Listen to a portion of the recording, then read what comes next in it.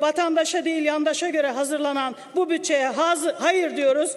Madenler halkındır, peşkeş çekilemez diyoruz ve ben değerli milletvekilleri buradan şu karayı Soma'da ölen madenciler için, şu karayı Amasra'da ölen madenciler için, bu karayı İliç'te ölen madenciler için ve bu karayı da alnıma sürüyorum, koruyamadığımız bütün madencilerimiz için bu kara hepimizin alnının karasıdır. Değerli milletvekilleri, bu karayı inşallah...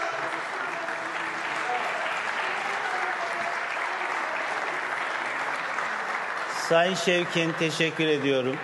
Kanalımıza destek olmak için lütfen abone olun.